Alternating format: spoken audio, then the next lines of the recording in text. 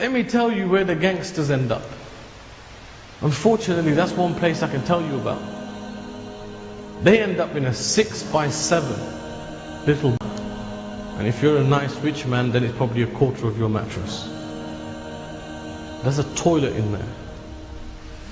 And every morning when he brushes his teeth, he looks into the reflection that he receives from some silver paint that was left on a piece of wood.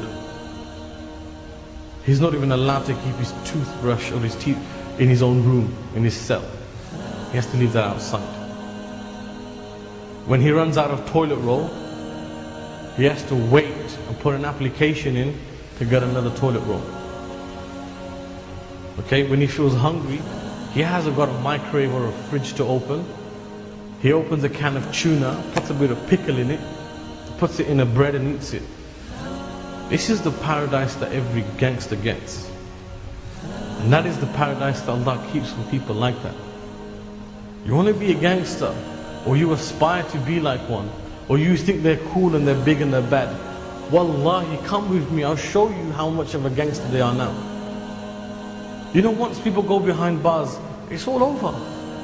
That's 10 years of certain people's lives. That's 15 years of people's lives gone in a flash. And there's nothing he can do about it. Nothing at all. And you think about it. As a gangster, what did he achieve? Yeah, he had a strap of a gun around him somewhere. He popped a few pills maybe here and there, snorted and smoked. What else did he do with his life? So what has he done? He's messed his own life up. He's living in a 7x6. Honestly, I tell you, if I do this in a cell, literally this, I can touch both walls with my hands. And that's without even stretching them properly. That's the type of area that they have. I'm asking you, is this what people want to achieve in life? Is that even a goal? What's wrong with you and me? What's wrong with our society? You know, every time these things happen, you know what we blame? We blame society. We say it was society's fault. A group of brothers were in front of me and they said, Imam Sahib, you know what? It's society. I said, it's not society. Society doesn't force you to do things. Allah gives you and me a choice. Every time you do something, Allah gives you a choice. And it is up to you to do it or to leave it. When you came to the masjid today, did society tell you to come to the masjid? When you go to school for education, does society tell you got to go there? When you go to university, does society tell you go to university? Of course it doesn't. It's your choice. When you pick up that cigarette and you put it in your mouth and you're about to drag it, has society said you better smoke? Society never said you should smoke. That is your choice. When you pick up a gun and you're about to shoot somebody, it's in your hands. What part of society tells you to shoot somebody? Allah gives you and me that choice. And our problem is, we look for an excuse to blame somebody else. If it's not society, you blame your parents. If it's not your parents, you blame your friends. And let me tell you, when it comes to your friends, Allah Azza wa Jal says in the Quran clearly, He says, people on the day of judgment will come in front of Allah and they will say, Ya waylata laytani lam attakhid fulanan khalila laqad adallani ani dhikri ba'da idh ja'ani wa kana ash-shaytanu lil insani khadula. That, oh Allah, woe be unto me that I took this person as my friend, as my khalil, for he made me forget about the message that you had sent. And what message are we talking about? We're talking about the Quran. These people will come in front of Allah and they'll have no excuse. And you ask a person about their friends and their boys today, people are ready to die for these people. Go and sit in prison for a week and see how many of your boys come to visit you. Go and fight a court case and see who comes to pay for it.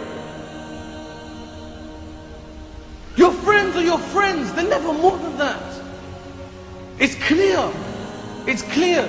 Hazrat Umar radiallahu anh says, الرجل على دين خليلي فلينظر أحدكم من يخالل. That a man is upon the way of his friend. A man is upon the way of his friend. So be careful whenever one of you choose your friends. And nowadays, what is it? It's all about the boys. It's all about the boys. Ask the youngsters. It's all about the boys and the gangs. And you know, oh, he's one of my boys. Yeah, he's one of your boys. Like I said, go and sit in prison and have a look how many of your boys come to visit you. I had a brother from around this area actually. He was a revert to this deen. And he came to me on one Eid. And he was upset. He goes, I can't believe it. He goes, this is my second time in prison. And he goes, you know what? They couldn't even send me an Eid card. Boys. Boys. These were his boys. They didn't have that much inside them to send him an Eid card. And we were ready to die for these people. We sacrifice everything for these people. To such an extent, we sacrifice our parents for these guys. You and me, we do this all the time. You know what? Your mom might ask you to do something. You're like, you know what? Mom, I'm busy. I'm with next, with whoever in Muhammad. Or I'm going out with somebody. I'm going here. Or mom, I've got plans. And you're ready to go with your boys. You're ready to leave with your boys. This is the life that we live. I asked those same people. I said, guys, where are your boys? They're like, we don't have any boys. And you know what they said to me? They said the only people that supported us through our sentence was our parents. Subhanallah. The only people. So it was that same old man who you used to hate. The man you had no time for. That came to your court cases. That paid for your legal stuff.